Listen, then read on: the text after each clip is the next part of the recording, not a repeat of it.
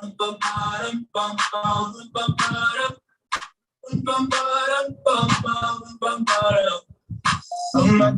my God, this feeling's just begun. Saying things I've never said, doing things I've never done. Oh my God, when I see you, I shouldn't run. But I'm frozen in motion, and my head tells me to stop. Tells me to stop. Feelings I feel about us. Try to fight it, but it's never enough. My heart is hurting, it's not that approach. Cause I'm frozen in motion, and my head tells me to stop. My heart goes. Cause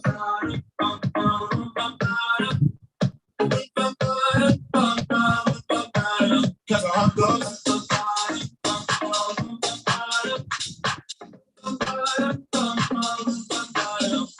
Oh my God, can't believe what I've become.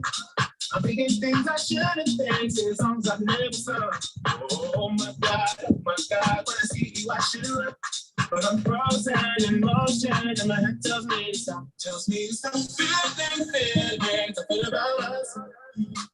Try to fight it, but it's never enough. It's not that approach. Cause I'm frozen in motion, and my head tells me to stop. But my heart goes.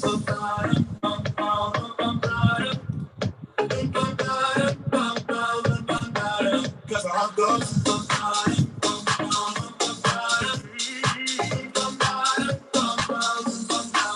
Cause my heart goes.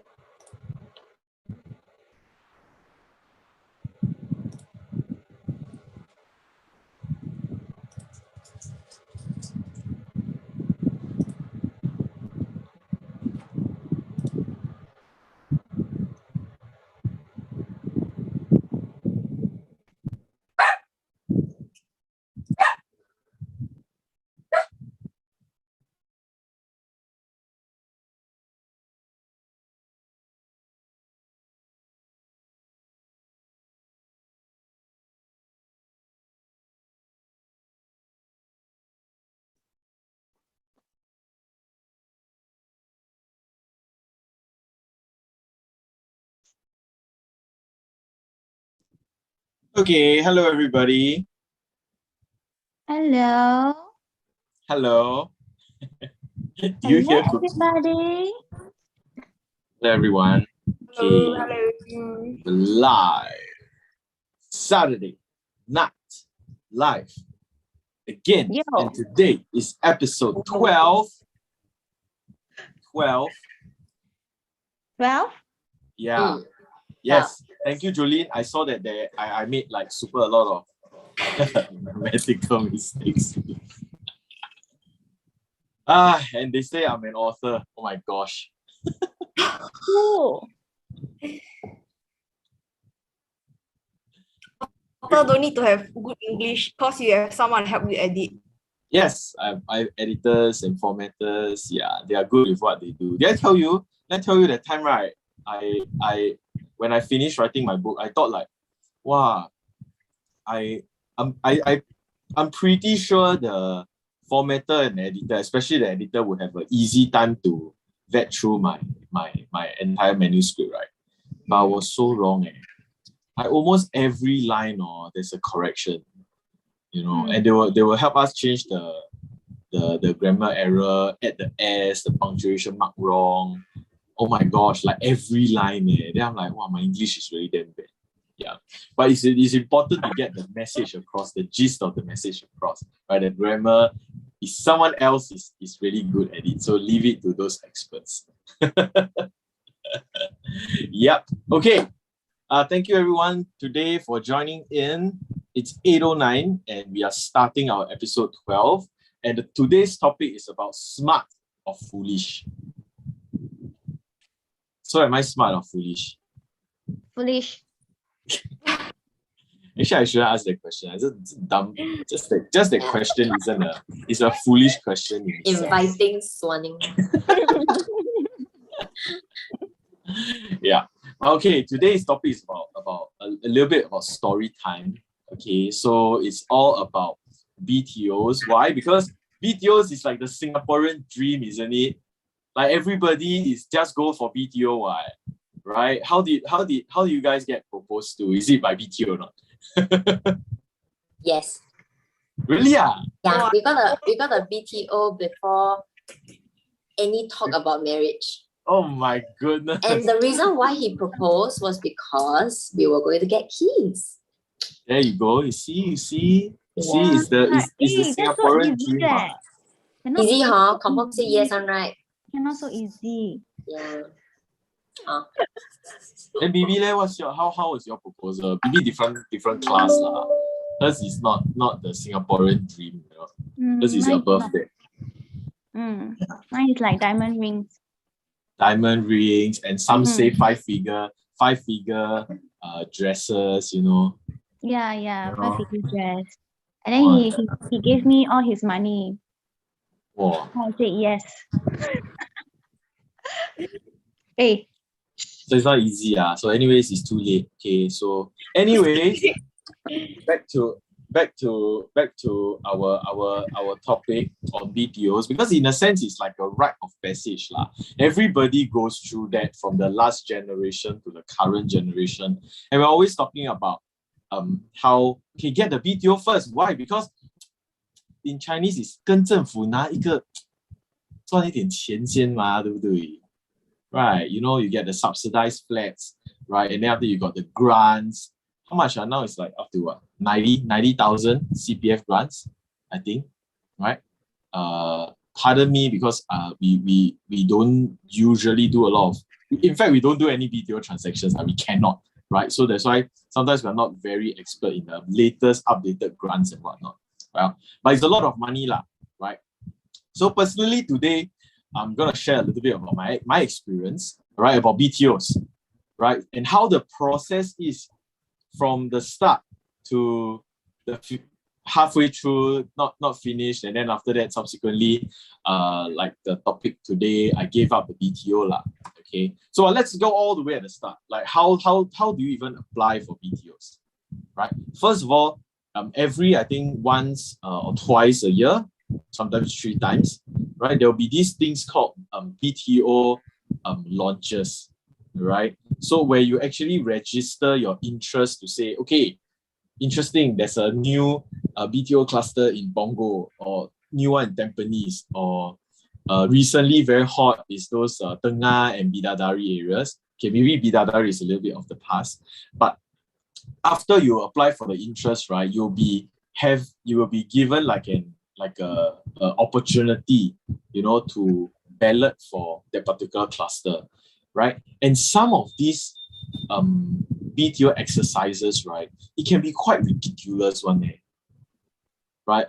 That Jocelyn, you have the full experience lah, in a sense. Were you able to get a good queue number, or were you like the back of the row? Oh, but ours was quite long ago. I think it was almost 10 years ago that we started looking up for houses. Yeah. It's already hard. Hey, I was still a student, just so you know, back then. I was still a student. Yeah, so anyway, no, but the thing is, back then, I think it was heavily oversubscribed every round. So most of the time it's like 3 to 4 times oversubscribed back then. Yeah, Wow. it was quite bad. Yeah, so actually, in fact, we tried 9 times. We gave $10 Nine 9 times. times. Yeah, before we actually got a Wow. decent enough queue number to choose a unit. Most of the time is we don't even get a queue number that is in front enough to choose a unit. Either that or you're only left with maybe the level 2 and level 3 options. My goodness. Yeah, I see. correct. I So it was see. quite bad. So we tried 9 times, including Ducks and not Duxton. We tried Dawson as well. You know the Dawson. Right? Awesome. Yeah. We tried, but no, it was so difficult to get. So by the time the 9th or 10th time, we got so tired that okay lah, let's just go to Yishun, I see. where there are still choices. So how's living like in Yishun like before the scary stuff happening in Yishun? Always got things happening in Yishun. Honestly, I never thought of moving here because it's quite far from both our parents. I see. So I see. we really never thought of it. The only reason why is because of the queue number issue. Like the available units in Yishun at that point in time 就是有, but the rest of the places 就是没有. So yeah, so it was quite difficult. But honestly, if you live here long enough, I mean, we have been here for like 8 years. Yeah. If you live here long Kind of enough, grows on you. actually, correct, you kind of get used to it lah. But honestly, if you live in like this area, it's good to have a car because going to most places would be a bit longer if you don't have a car. Yeah. Yeah. So the houses here are, I would say, on the cheaper side compared to maybe Bishan or Ang Mo Kio. They are cheaper side, but then the money that you kind of save, you definitely have to put into a car so that you can go to places more easily. And according to Siong, going to anywhere in Singapore requires half an hour by car from here. Okay. So half an hour is not very long lah. So it's good. He says lah, but I find it's quite long. Longer. Right. Okay. So Jocelyn is one of the more unlucky ones. Yeah. I have friends that told me they tried 11 times, and then after they finally settled with a sale of balance flat. Yeah. So it can be quite daunting to go through the whole process because everybody wants it. I mean, the demand is so strong, right? Now then there's people like me that is super lucky because the first I honestly, when I first applied for BTO, right, I've never heard of friends that apply for BTO or rather I never got interested lah. Back then we weren't a realtors, right? So back then I wasn't so much interested and I never asked about how bad it was. But I was so lucky because similarly the first BTO that I actually applied for, it was also oversubscribed, right? Just like everything else. But I was so lucky to be able to get a queue number of, guess what? 21 Wow. in the entire cluster. Wow. Right? Essentially I can choose anything. When we went down, we finally 21 like very good, very lucky. But we didn't know how lucky we were back then. And so after that, right, when we went down and choose the unit, we realized that quite a number of people were actually late, right? So there were only like 10 units being chosen at that time, even though we are like 21, And after that, we chose I would say it's like an almost perfect house because it is a 180-degree complete sea view unit, right? And it's a high floor, it's second highest floor, it's on level 21, full sea view unit, right? And a large space, with all the required bedrooms that we needed, and it only costed us like I think 200 plus K because of the grants. Like it's super cheap, right? Can your Dain can buy six flats? Can buy 6 of those. Yeah, absolutely. I can buy 6 of the HDB.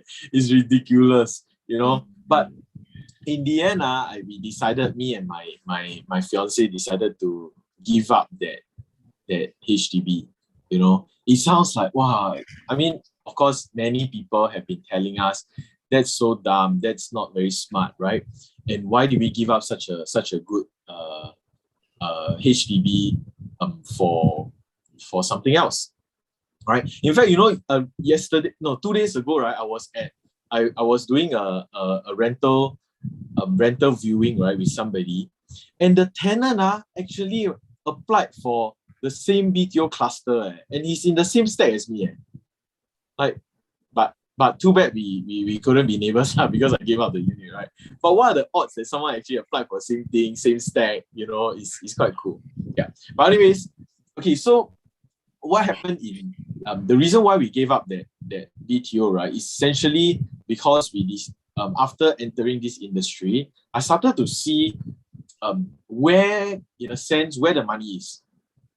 How do people get wealthy, or how do people plan for retirement using real estate, right? The techniques and the strategies in doing so. And in a sense, what happened is that we realized that actually it makes more sense, right, to be in some sense giving up the luxury of having a big space, right? And maybe suffer for a little while. Why? Because I found that a lot of my friends, they are like couple with no kids, just two of them, and they have a 5-room flat, or an EA some of them. And honestly speaking, right, I'm not sure, at least this is my experience. A lot of times, you have the master bedroom which they use, that's the only bedroom that they use, and then they will have a study, right? They'll have one study, and then that study, right, is hardly used. Only recently people started to use because of the work from home. But aside from that, the study is hardly used. And the last final bedroom, right, is just either a storeroom or a spare bedroom, right? Or some people have a guest bedroom, a guest bedroom that is very beautiful and very nice and everything, right? But honestly, nobody use one. In fact, one of my friends, right, she asked me, "Hey, you know what, Jason? I have a guest bedroom here. If sometimes you got time, right, you can come over and have a stay over." I'm like, "Hey, it's not secondary school anymore, How often do we stay over with our friends' place, right?" You can make it into a karaoke room, Can lah, yeah lah. So at most, okay, maybe one entertainment room. But the point is, right, is it really that necessary to have 3 gigantic bedrooms and 1 super huge living room? I think at this stage of our lives, like the 4 of us, we are like 20 to 30 years old, right? 20 to 30 years old. So we shouldn't need that much space. I mean, it should be out of necessity where we have more space, like maybe for kids, when they are grown up, right? So in the end, we decided to buy a tiny 1-bedroom instead. First of all, because of the timeline. Because why? That time we thought, okay, 2016 was the time where we applied for the BTO, and until today in 2021, almost 2021 already. Stop it. Almost. Now I can't focus. Okay, and now almost 2021, the house is not even built yet. Like, it's not even completed yet, So Can you focus? I cannot. It's very difficult because they are distracting me. And so the house is not even built yet. And then after that, after 2021, I gotta wait for another 5 years for the MOP to happen. And by the time that happens, I'm like 37, 36 or 37 before I can. You 57 already lah. Don't pretend. Hey, you make me think that I count wrongly. I'm 31 now, right? Plus 5 years, I'll be 36 lah. By the time the MOPs, to make my first pot of gold. So I decided, okay, I'm gonna cut this, and then make it into a shorter time frame. Because why? If I were to get a because I'm in this industry, if I were to get a condo that will make money, right, the timeline is cut from like 9 to 10 years into only 3 years. Because after the third year, my fourth year, I can sell already.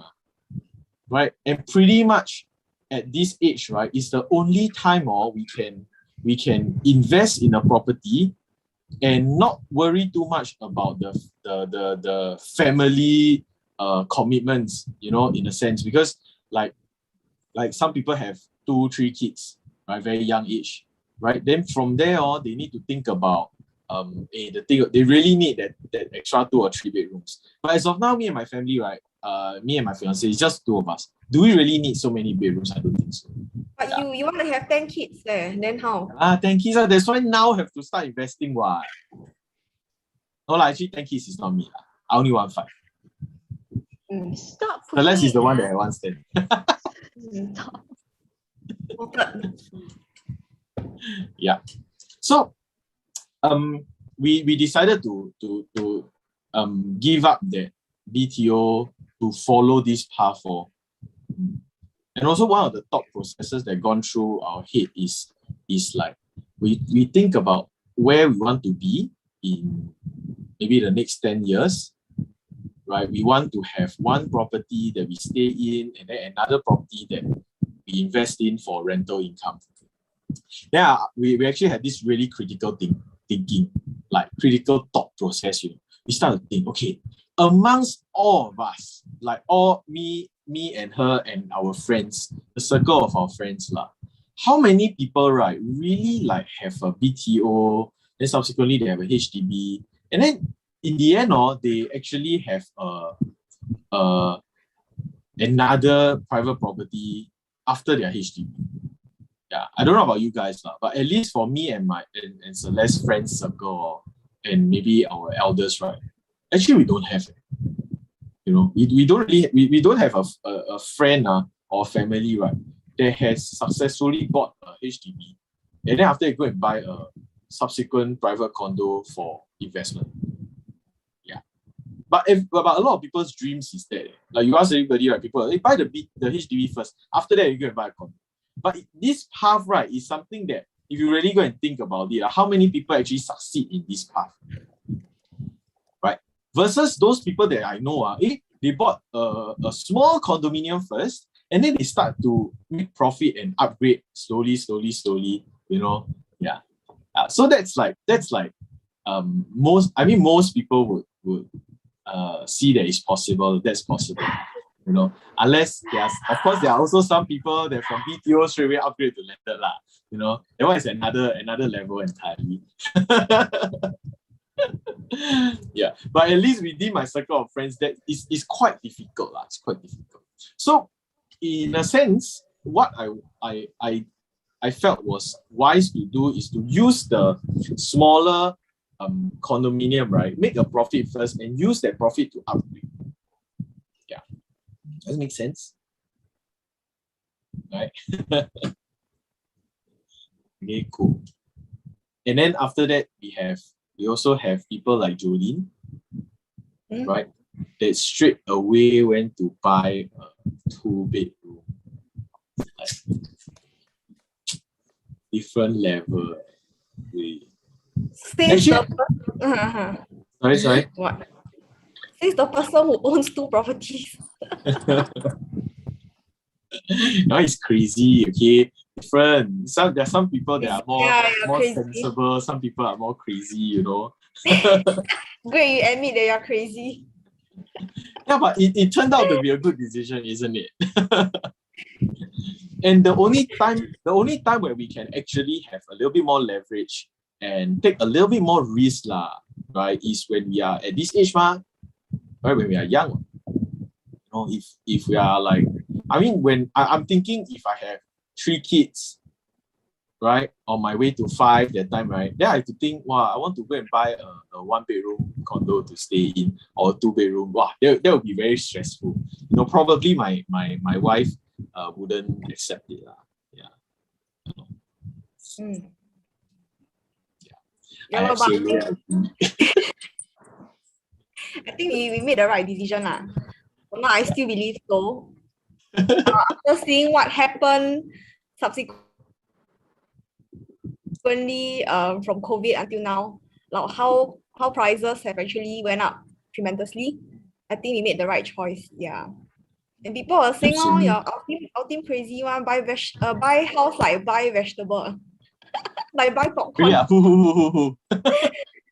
The time we posted then you posted in the KTV chat, then I think a few of the managers were saying, Oh, really? like we can expect like we go shopping like that, but we go and shop for houses, not like vegetable. Hey, that's cool. You know, that's what I want to do. That's what I want to do in the future. Like, hey, 今天买什么菜？今天买什么 property? That's you know, the kind of life quite sure. Okay lah, at least your whole team all now are proud owners of private properties. Yes, yeah. Right. Very good, very good. That's the way to go. Remember last time we we were talking randomly, then we were talking about like wow, this landed what GCB all these. Yeah. Like don't know how many million, then we said, wow, maybe we can't even afford one tiny toilet corner of the entire house. Then we were laughing about it. We were saying how we should pool our money and then buy a landed property together, that kind of thing. Absolutely, So you know. funny. Never mind, maybe we move towards this path, slowly build our portfolio. One day we'll get there. Don't need to buy the toilet, buy the whole house. Awesome. I love that. I love that goal. You know, one of my secret desires and dreams is to be a developer one day. Yeah. You know, and start building houses, changing the skyline. Hey, don't make me puke leh. Really, you know, like something residences. Jason residences. Oh gosh. Cringe. Hey, why not? Sure. I think our show become like a joke show. No, it's not. It's casual talk. It's real estate talk. Yeah. Mm. Hey, by the way, speaking of which, I think we don't really have to always be on Zoom already there. You know why? Why? Because right, Kelvin Tong, he say right that we can actually use Benjamin's studio. Yeah. Oh, yeah, Just a bit yeah. troublesome lah. Physically, we have to go down. I don't expect you guys to, but at least if you really want to, right, we can have like, you know, a real talk instead of always on Zoom. You know, there's no physical presence. Yeah. Okay, cool. I hope that there's not too many people watching us talking about this useless banter. Alex has been talking to you. Oh, awesome. Hello. Oh, Jason Development Limited. You see Jason's Development Limited. That's so awesome. Oh Alex, I love you. You are the best. You're the best. JDL and not CDL. Okay, JDL. Oh my god. Can you see it happening? 加油 You'll get there. Yes. The level JDL. of Jason's Development Limited. Changing the skyline. Oh my god, cringe. Can dream what? Hey, I love this. All right, cool. Sure, just don't forget us when you get there. No, we're gonna get there together. How to forget? Oh wow. How to forget? You know? Special discount, okay? Developers friends got discount one. Yeah. Oh no, we buy the first few first. We buy from ourselves. The We build penthouse. already, right? Then we go and stay in the penthouse. Then happy. Then okay, go and sell a few more. Sounds good, huh? See. I plant the seed in you already. Next we are gonna think about how to develop properties already. Right. Okay, cool. Thank you, everybody. Thanks everyone for joining us today. I hope you guys enjoyed the very low-so story. Jason, do you have a conclusion? About what I did. Conclusion. Oh yeah, I do. Conclusion is Don't be crazy. So are you smart or are you foolish? this one I don't dare to say because either one of the answers, right, is being scrutinized on. If I say I'm smart, you sure agree?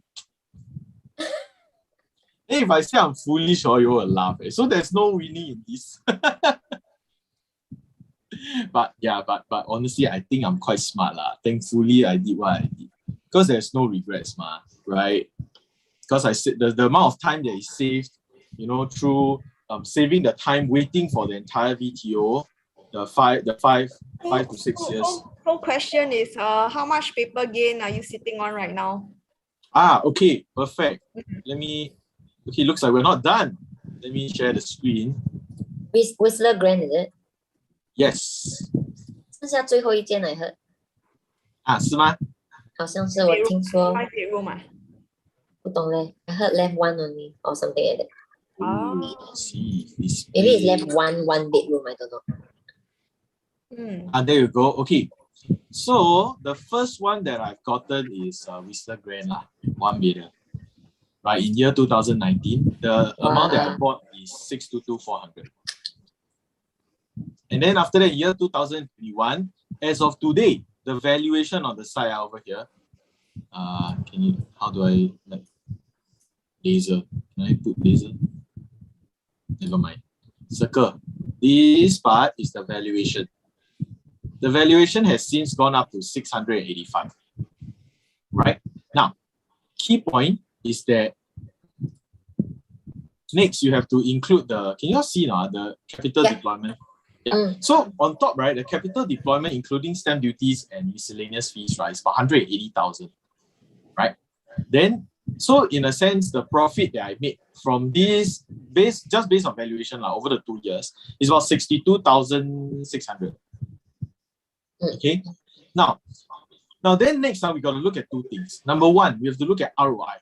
The return on investment for this particular piece of property, right, is 10% over 2 years. So roughly, I'm earning about 5% per year, based on this based on the current valuation. Okay, but the ROE, right, is 32%.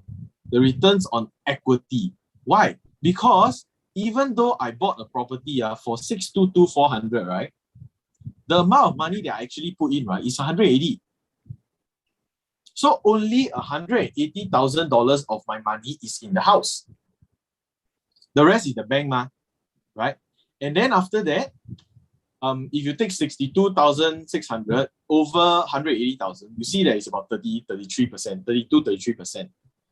So the return on equity over the 2 years is actually quite high. I earned 62,000 by using 180K. So this is the first. Then second one, day 3 residences 2-bedder. In year 2020, right after the circuit breaker, maybe it was the staying at home too long in June, right? I went to go and buy number 2, right? And then it costed 1204330. Then wrong rate. Why is it year 2016? It's year 2021. 1 year later, which is now, the value is at 1.28 mil over here. All right, 1.28.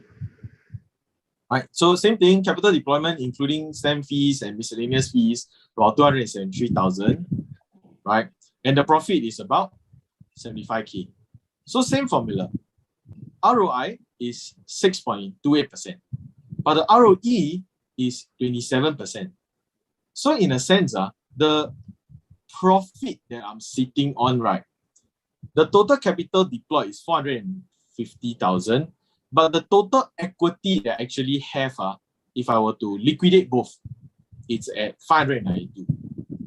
Now, do you realize that because of this property, right, even though the total value of these two properties is about 1.8 mil, but with the equity that I earn from these two properties, right, I can actually pay for a 2.3 mil down payment property.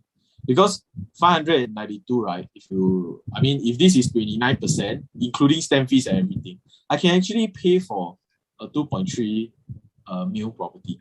So this means what? With these two, can I upgrade to a 2-bedroom or 3-bedroom? That means my Whistler Grand upgrade to a 2-bedroom. I can.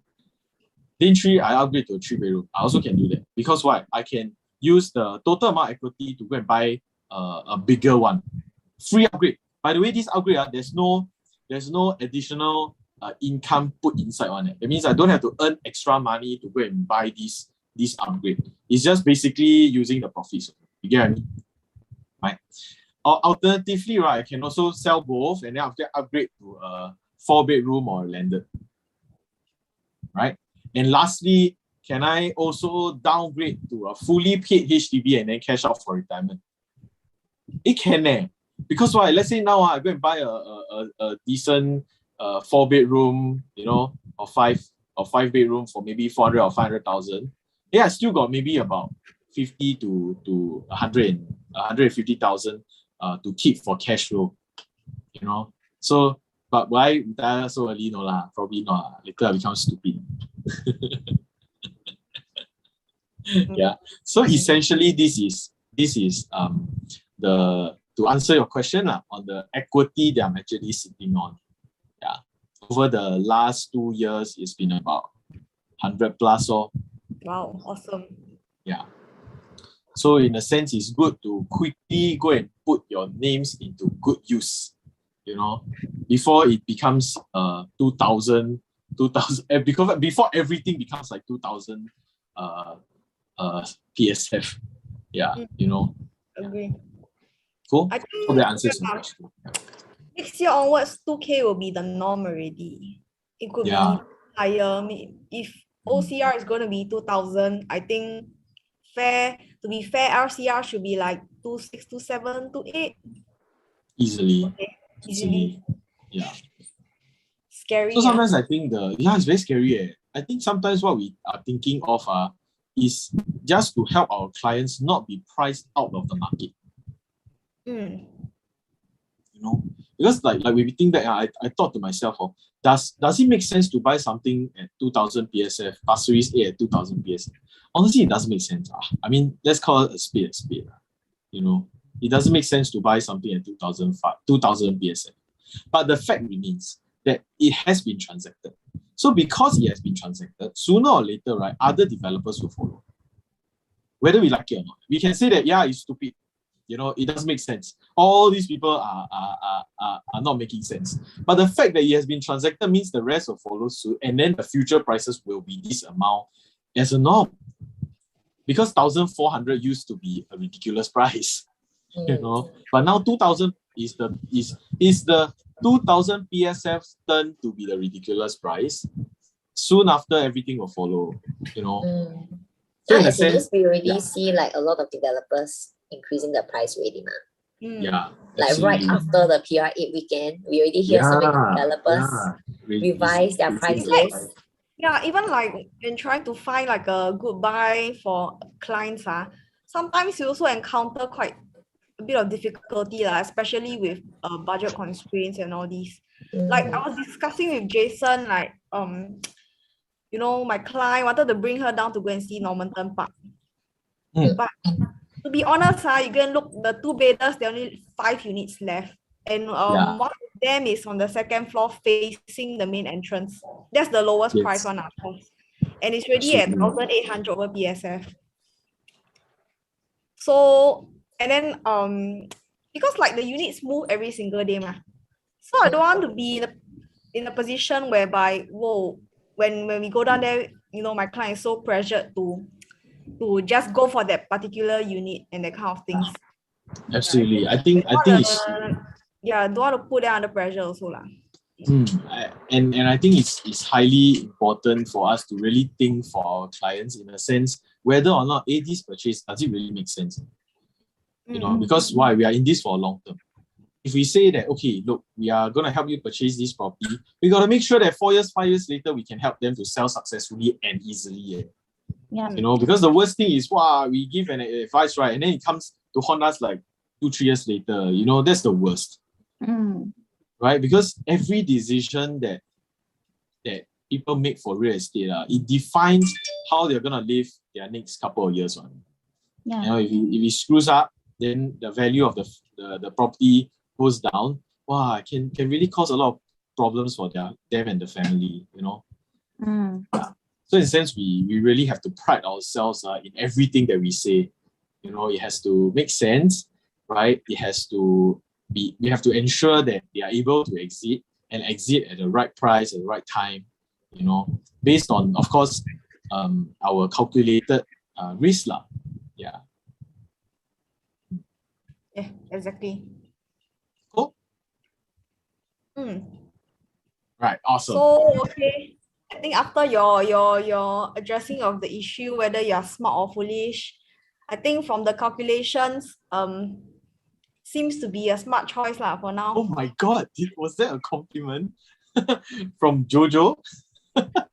I said the choice So is smart. I didn't say rare. the person is smart. There's a Oh my difference. goodness! This Behavior, That's not the man. person. right. That's right. So The rare. choice is smart.